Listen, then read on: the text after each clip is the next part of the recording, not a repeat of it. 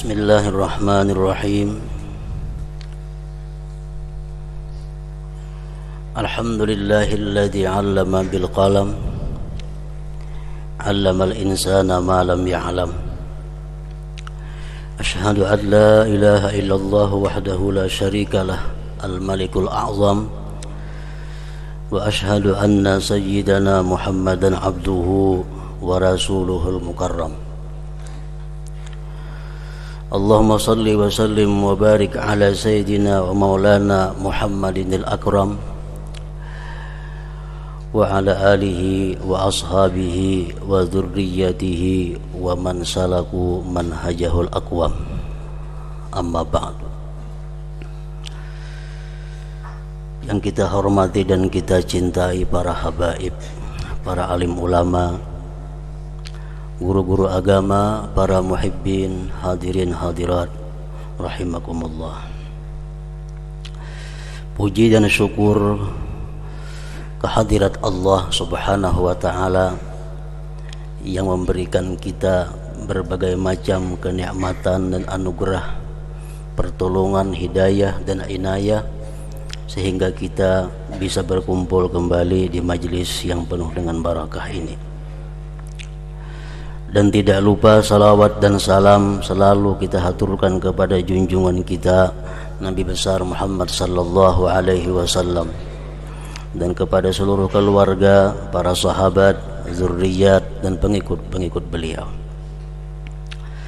Para muhibbin rahimakumullah, Ats-tsaminatu wasittun min suwaril Qur'an suratul Qalam, Makkiyatun wa ayatuha thintani wa khamsun. Yang ke-68 dari surah-surah Al-Quran, yaitu surat Al-Qalam. Surat Al-Qalam diturunkan di Mekah dan ayat-ayatnya berjumlah 52 ayat. Al-Qalam artinya adalah pina atau pensil atau pulpen. Artinya alat untuk menulis. Itu disebut adalah qalam. Nah, surat yang ke-68 ini dinamakan surat Al-Qalam. Bismillahirrahmanirrahim.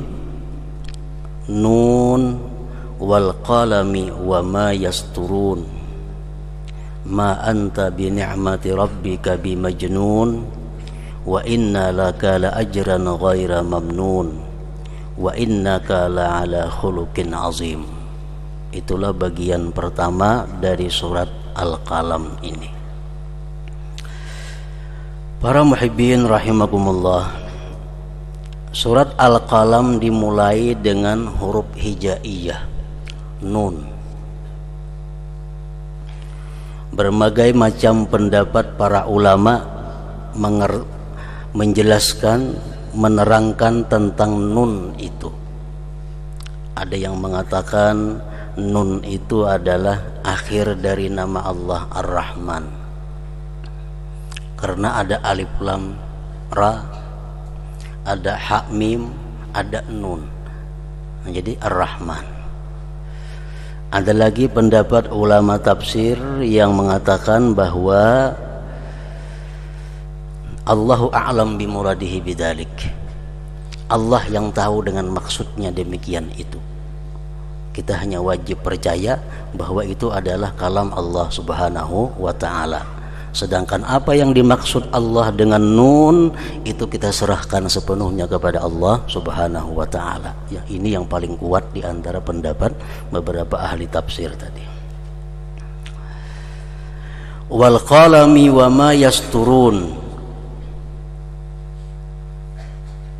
Allah bersumpah, wal qalami wa ma yasturun, demi pina, alat menulis, wa ma yasturun, dan sesuatu yang mereka tulis dengannya.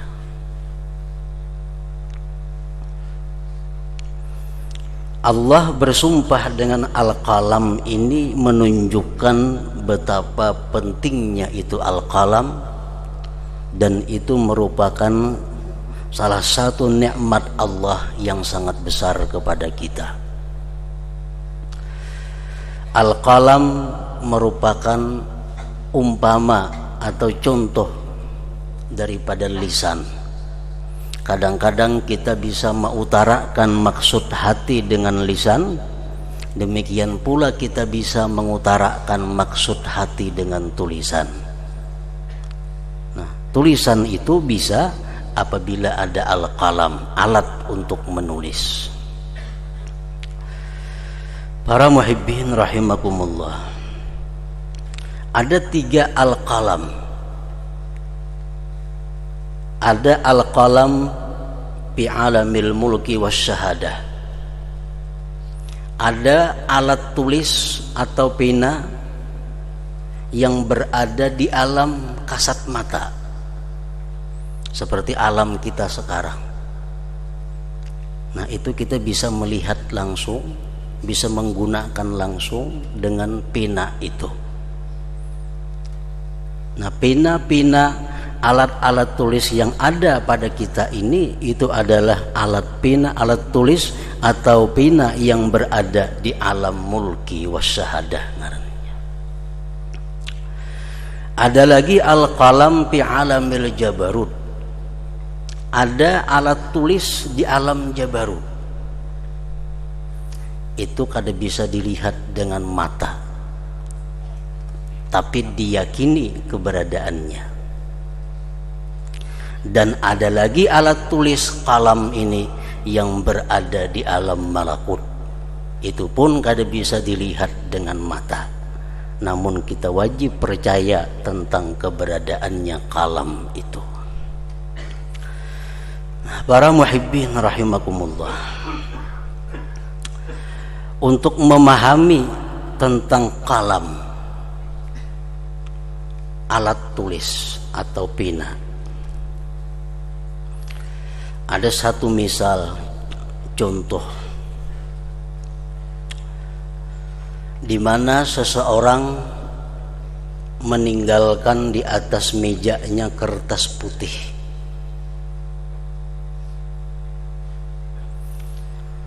Dia tinggalkan di atas mejanya kertas putih bersih.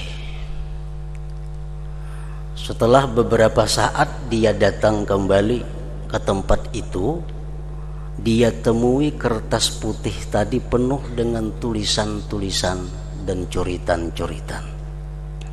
Ada tulisan yang baik, ada tulisan yang tidak baik, dan ada coritan-coritan yang kada dipaham maksudnya. Lalu seseorang tadi bertanya kepada kertas itu. Ini perjalanan rohani seseorang. Orang tadi bertanya, "Wahai kertas putih, tadi ikam putih bersih, tapi kenapa sekarang ikam bercuri-curit? Ikam merusak diri ikam, kenapa?" Sekertas tadi bersuara, "Ujar kertas, bujur, aku asalnya putih, sekarang jadi macam ini, dan ikam jangan menyalahkan aku. Aku kada ada daya apa-apa. Aku diam di sini aja. Cuma si tintah datang. Tintahnya itu nang maulah aku bercuri-curit ini. Jadi amun ikam hendak mencela, cela tintah, jangan aku nang dicela." Ujar si kertas tadi. Lalu ujar si laki-laki tadi, "Mana tintahnya?"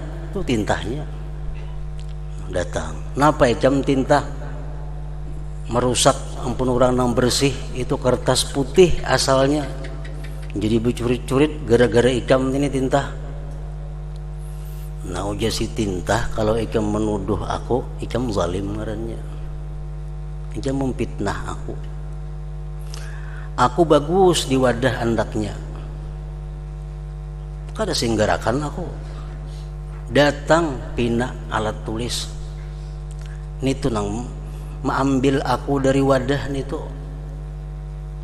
diceritakannya ke kertas tadi. Kan aku kada salah tuh, aku diam aja.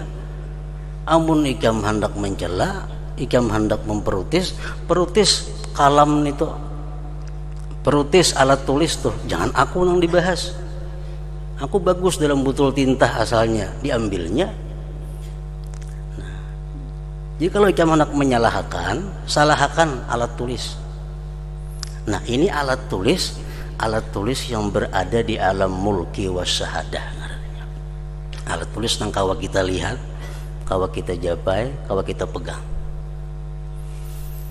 Kalau seseorang tadi menyeriki lawan alat tulis, ngapa ikam alat tulis mengambil tinta, ini baiknya diam di botolnya sudah diambil tinta.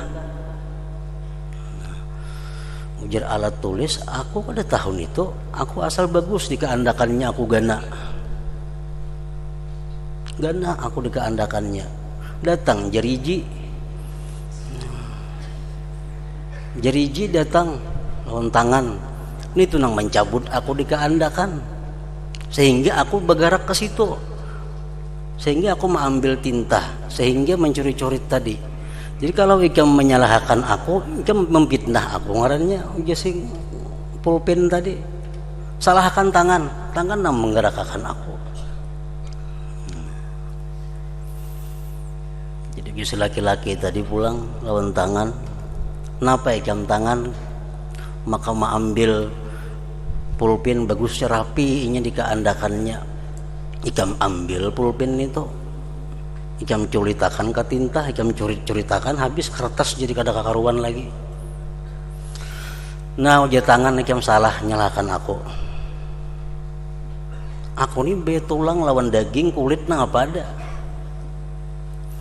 Kada bisa napa-napa aku. Amun ikam hendak menyalahkan, salahkan kudrat. Gara-gara kudrat itu aku bergerak di tangan. Nah, ini sudah berpindah daripada alam mulki wasyahadah kepada alam jabarut ngarannya. Ikam jangan nyalahkan aku tangan. Banyaknya tangan nang diam tuh orang itu kada singgarakan. Karena kada ada kudratnya, ada aku ini diandaki kudrat, lalu bergerak tanganku ini. Jadi mau ikam menyalahkan, jangan menyalahkan aku, salahkan kudrat itu. Lalu si laki-laki tadi pulang datang kepada kudrat. Kenapa ikam kudrat menggerakkan tangan orang? Baiknya pun orang tangan sudah guring, dia ambilnya. Ikam ulah gawian, habis ya. Ujung-ujungnya kertas putih jadi bercurit-curit. Nah, aja kudrat kamu jangan menyalahkan aku. Aku asal ganah aja. Iradat datang. Iradat ini nama ulah aku bergerak. Iradat datang, lalu aku jadi bergerak. Jadi mun ikam hendak maniwas, ikam hendak menyalahkan, salahkan iradat. Kadamu aku disalahkan. Si laki-laki itu datang pulang lawan iradat. Uja iradat, si laki-laki tadi minta iradat nang apa ikam menggerak mendatangi si kudrat, sehingga kudrat bergerak gara-gara ikam nenek. Uja iradat na ikam salah hamdinto. Ikam salah kalau ikam menyalahkan aku. Aku pun asalnya guring juga aja iradat. Aku diam juga. Cuma si hati ini tuh nang menyuruh aku. Hati kan, hati ini raja. Yang lain tuh semuaan pasukannya. Hati ini menyuruh aku, lalu aku bakal hendak. Makanya hati kada menyuruh aku, kada aku bakal hendak Pak. Nah, amun ikam hendak menyalahkan aku, salahkan hati. Aku ini kada perlu disalahkan. Datang si laki-laki tadi pulang kepada hati. Kenapa ikam hati menyuruh iradat mendatangi kudrat? Pas kaputingannya kertas putih pun orang jadi rusak. Ujar hati, aku kada tahu napa-napa, aku bersih asalnya. Aku bersih datangnya. Datang ilmu. Ilmu ini yang mendorong aku sehingga aku menyuruh iradat. Jadi ujar hati, jangan salahkan aku, salahkan ilmu. Ilmu yang disalahkan. Datang laki-laki pulang kepada si ilmu. Ilmu, kenapa ikam? Masuk ke dalam hati orang situ sehingga ini menyuruh iradat. Ujar si ilmu, nah, ikam salah pulang menyalahkan aku. Aku ini gana asalnya. Ujar ilmu. Datang kalam. Kalam ini yang menuliskan dalam hati ini. Lalu bakal hendak si hati. Jadi mau nikah menyalahkan, salahkan kalam itu. Nah kalam ini kalam yang berada di alam jabarut ngarannya. Nah itu sudah kadang-kala kita lihat kayak apa bentuknya pada tahu. Kalam datang itu menuliskan di hati kita ini. Jadi kalau kita menyalahkan, jangan menyalahkan aku aja ilmu, tuh salahkan kalam. Kalam yang ada di alam jabarut, yang menulis di hati kita macam-macam tuh. Nah lalu datang lagi si laki-laki tadi kepada al-kalam. Kalam, kenapa ya mencuri-curi ilmu di dalam hati orang? Nah aja kalam, kenapa ya meniwas aku? Aku ya kalam asalnya diam, kada bergerak napa-napa, tapi datang ada muwakal kudrah kepadaku. Muwakal kudrah inilah yang menggerakkan aku sehingga aku mengambil ilmu kutulisakan dalam hati. Kalau ikam hendak menyalahkan, salahkan muwakal kudrat itu, jangan nyalahkan aku. Nah, datangi pulang muwakal kudrat tadi. Oh muwakal kudrat, kenapa ikam menggerakkan kalam? Ujar muwakal kudrat, ikam jangan menyalahkan aku. Aku ini bergerak, berdiam, berbuat sesuai dengan tulisan yang ada di Lauhil Mahfuz. Aku kadang melebihi pada itu, kadang mengurangi pada itu. Berhubung tulisan itu ada, aku harus bergerak aku. Kalau ikam hendak menyalahkan, salahkan Lauhil Mahfuz, jangan nyalahkan aku. Datang laki-laki tadi pulang ke Lauhil Mahfuz. Lauhil Mahfuz kenapa ikam? Betulisan ini ada. Tulisan menggerak tangan, menggerak kalam tadi. Ujar Lauhil Mahfuz, aku ini asal bersih juga, murni, kenapa-napa. Datang al-kalam. Nah al-kalam ini, nah al-kalam berada di alam malakut ngarannya. Al-kalam ini nang menulis-nulis di Lauhil Mahfuz itu macam-macam tulisan. Kalau ikam hendak menyalahkan aku, salahkan al-kalam itu. Datang kepada al-kalam. Al-kalam, kenapa ikam menulis Lauhil Mahfuz macam-macam tulisan? Habis timbul ujung-ujungnya kertas nang putih, jadi bercuri-curi. Ujar al-kalam, ikam jangan nyalahkan aku. Aku disuruh Allah Ta'ala menulis di situ. Begitu Tuhan lawan aku, uktub, tulis, makana wa ma huwa kain ila yaumil qiyamah. Tulis apa yang terjadi dan akan terjadi sampai hari kiamat, tulis. Baik urusan rezeki, baik urusan umur, baik urusan judu, baik urusan, tulis semua. Nah kalau ikam hendak jangan menyalahkan aku, kalau ikam hendaknya salahkan Allah Ta'ala. Datangi melawan Tuhan, kenapa menggerakkan aku? Nah begitu datang laki-laki ini kepada Allah, timbul ada khitab, bunyi suara, la yus'alu amma yaf'al, kada boleh ditakunakan apa yang diperbuat oleh Tuhan. Nah, habis saya kisahnya. La yus'alu amma yaf'al wa hum yas'alun.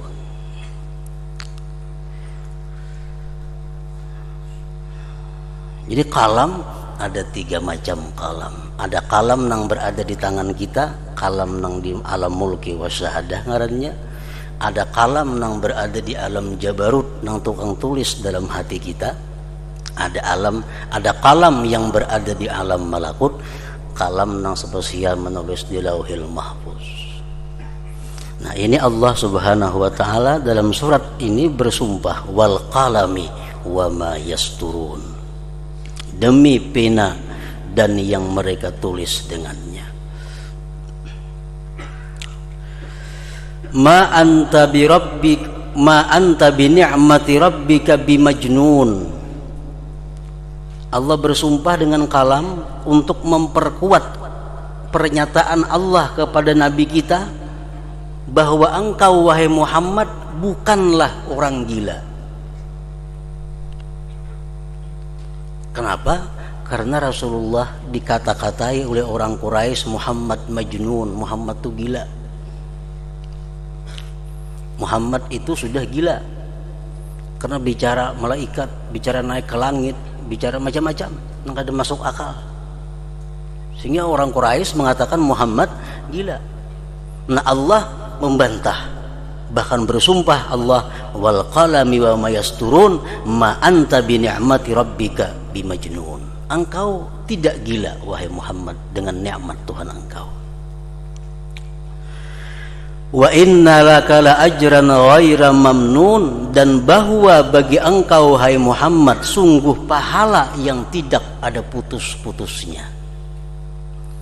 Nabi Muhammad dapat pahala yang tidak ada putus-putusnya sampai hari kiamat. Orang yang paling banyak pahala adalah Rasulullah sallallahu alaihi wasallam. Sebagaimana sabda beliau, man sanna sunnatan hasanah umila biha ba'dah kana lahu ajruhu wa mithlu ujurihim min ghairi ayyanqusa min ujurihim syai' wa man sanna sunnatan sayyi'ah fa umila biha ba'dahu kana alaihi wizruha wa mithlu auzarihim min ghairi ayyanqusa min auzarihim syai'. Riwayat Ibnu Majah. Barang siapa yang membuat satu pekerjaan baik diamalkan oleh orang sesudahnya, perbuatan baik, maka bagi orang tersebut dapat pahala dan seperti pahala orang-orang yang mengamalkan itu banyaknya, tanpa mengurangi pahala mereka sedikit jua pun. Kita bisa sembahyang karena Rasulullah SAW mengajarkan. Setiap kita sembahyang, Rasulullah dapat pahala. Setiap kali kita bersedekah, Rasulullah dapat pahala. Setiap kali kita silaturahmi, Rasulullah dapat pahala. Setiap kali kita menuntut ilmu, Rasulullah dapat pahala. Berapa juta miliar manusia menuntut ilmu, membaca Al-Quran, nah, semuaan pahala tuyukannya kepada Rasulullah sallallahu alaihi wasallam. Kada ada putus-putusnya. Nah, demikian pula halnya orang-orang yang membuat satu perbuatan jahat, maka diamalkan, diikuti oleh orang-orang sesudahnya. Bagi dia perbuatan itu dapat dosa, dan dosa orang-orang yang mengikutinya tanpa mengurangi dosa mereka sedikit jua pun. Nah, kalau kita maulah satu ide atau satu inisiatif dosa sehingga diikuti oleh orang ribuan, nah semuaan itu kita dapat bagian dosanya karena kita yang memulai perbuatan dosa itu. Rasulullah sallallahu alaihi wasallam bersabda, laisa min nafsin tuqtalu zulman illa kana 'ala ibni adam al-awwal kiflun min damiha kana awwala man sannal qatla, muttafaq alaih.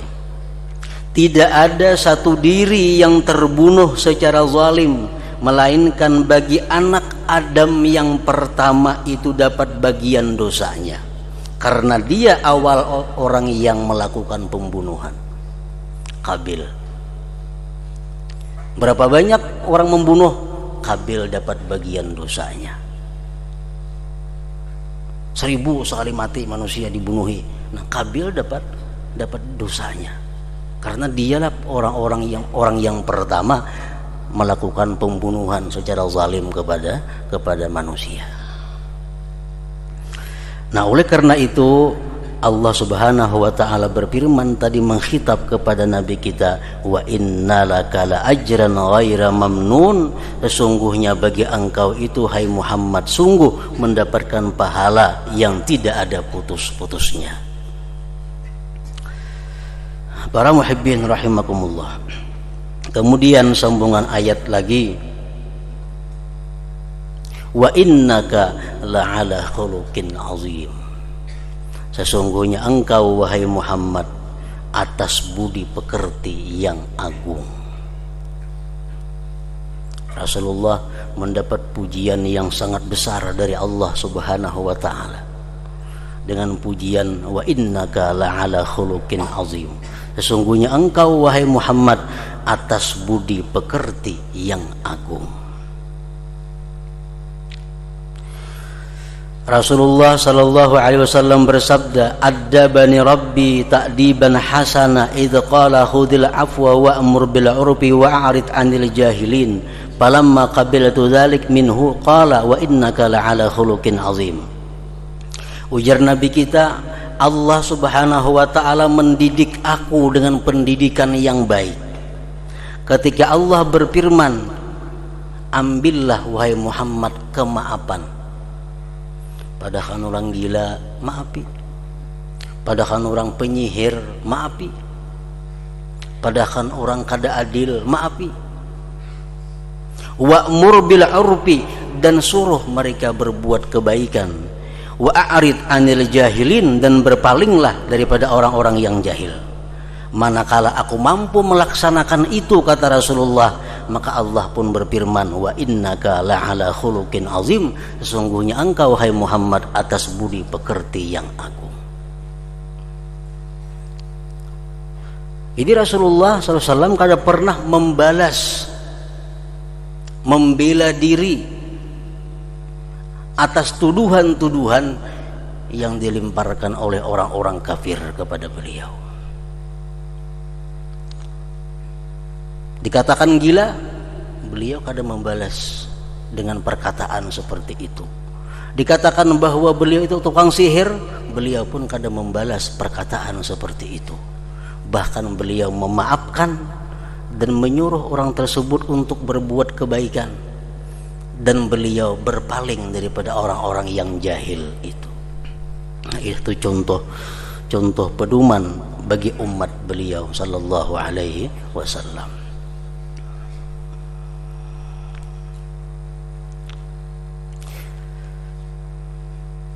Anas bin Malik berkata, khadamtu Rasulullah sallallahu alaihi wasallam 10 sinin, fama qala li uffin qat.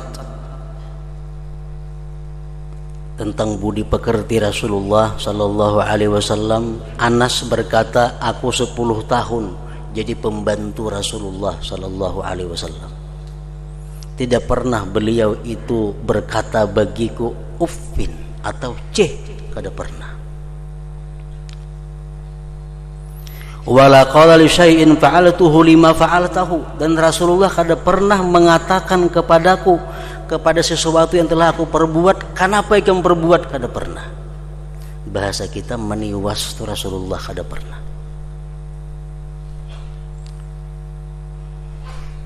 Itu menunjukkan kedalaman ma'rifat beliau kepada Allah Subhanahu wa taala.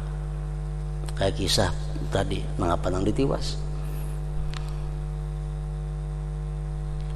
Aisyah pernah berkata pula, ma daraba Rasulullah sallallahu alaihi wasallam biyadihi khadiman qattu wala daraba imra'atan wala daraba biyadihi syai'an qat illa ayyujahida fi sabilillah. Rawahu Ahmad. Ujar Siti Aisyah radhiyallahu anha mengatakan, tidak pernah Rasulullah itu memukul pembantunya dengan tangan beliau. Tidak pernah beliau memukul perempuan, dan tidak pernah beliau memukul sesuatu kecuali waktu berjuang fisabilillah menghadapi orang-orang kafir. Itu bagian daripada akhlak dan budi pekerti Rasulullah sallallahu alaihi wasallam yang mendapat pujian daripada Allah Subhanahu wa taala. Dalam ayat lain firman Allah Subhanahu wa taala, laqad ja'akum rasulun min anfusikum azizun 'alaihi ma 'anittum harisun 'alaikum bil mu'minin raufur rahim. Bagian dari akhlak.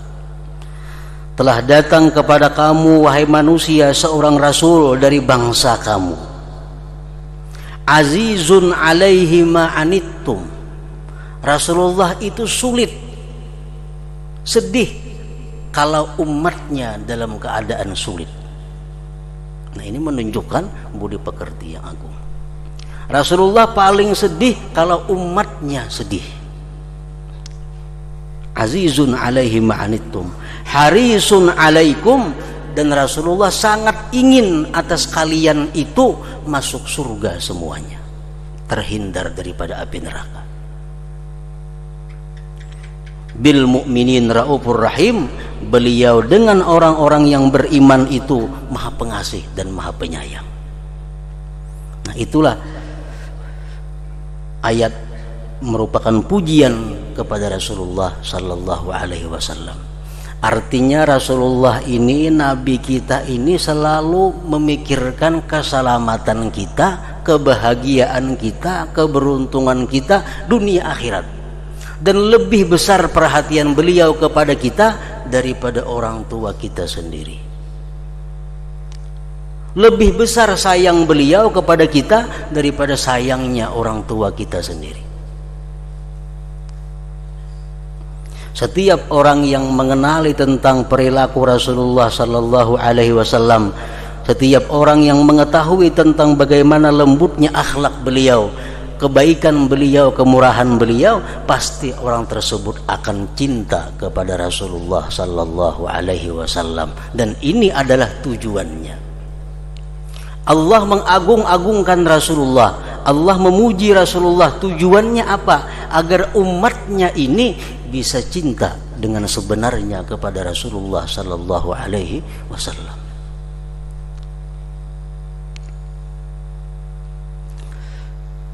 Apa untungnya kalau orang cinta kepada Rasulullah? Dan apa hasilnya? Apa buahnya kalau orang itu cinta kepada Rasulullah?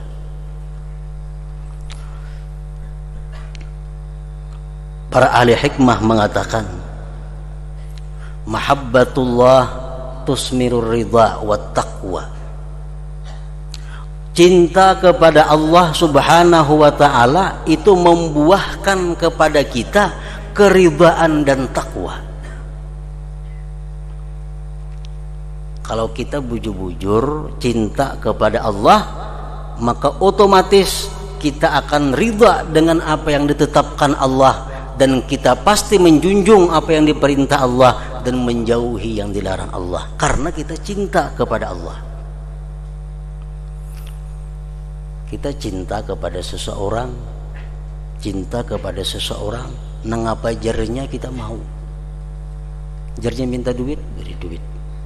Jarnya tukarakan ini, tukarakan ini. Jarnya apa, adakan. Kenapa? Karena kita cinta kepadanya. Apa yang diperintahnya kita turuti, apa yang dicegahnya kita turuti.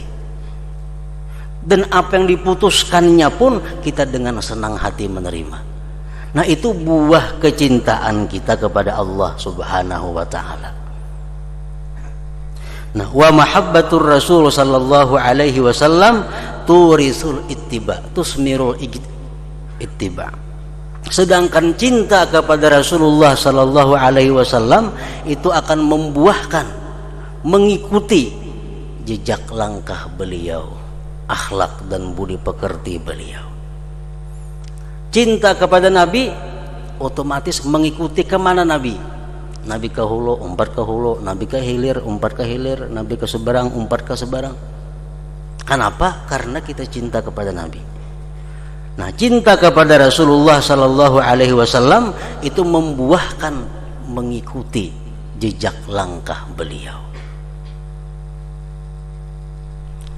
Wa mahabbatu ahli baitihi tusmirul i'tina, dan kalau kita mencintai keluarganya Rasulullah sallallahu alaihi wasallam itu membuahkan akan memperhatikan kepada mereka. Jadi lain-lain buahnya cinta itu. Cinta kepada Allah mewariskan, menimbulkan ridha dan takwa. Cinta kepada Rasulullah membuahkan mengikuti jejak langkah beliau. Cinta kepada keluarga beliau akan membuahkan perhatian kepada mereka. Perhatian kepada mereka. Adakah yang susah di antara mereka? Adakah yang tersalah di antara mereka? Adakah yang tersesat di antara mereka? Diperhatikan. Pertanda bahwa itu adalah kecintaan kita kepada keluarga Rasul sallallahu alaihi wasallam.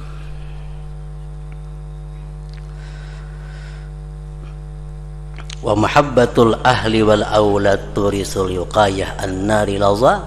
Sedangkan kecintaan seseorang kepada anak istrinya itu membuahkan, menghasilkan, memelihara mereka daripada api neraka. Seseorang laki-laki yang mencintai anak istrinya adalah seorang laki-laki yang menjaga mereka jangan sampai masuk api neraka. Mencintai anak bukan menuruti apa kemauan anak, itu bukan mencintai anak. Itu mencintai Allah macam itu. Kalau mencintai Allah, turuti apa yang dikehendaki Allah, turuti apa yang diperintah itu Allah Ta'ala. Tapi kalau kita mencintai anak, jangan menuruti kemauan mereka. Itu bukan tanda cinta. Tanda cinta kepada anak istri adalah memelihara mereka agar mereka selamat daripada api neraka. Mahabbatul ahli wal aulad tusmirul wiqayah an-nari laza. Kecintaan kita kepada keluarga itu membuahkan, menjaga mereka jangan sampai mereka masuk ke dalam api neraka laza. Para muhibbin rahimakumullah, kita berdoa kepada Allah, minta kepada Allah agar kita selalu diberi Allah kecintaan yang selalu bertambah, baik kepada Allah, kepada Rasulnya, kepada keluarga Rasul, dan kepada keluarga kita. Amin ya rabbal alamin. La hadratin Nabi sallallahu alaihi wasallam. Al-Fatihah.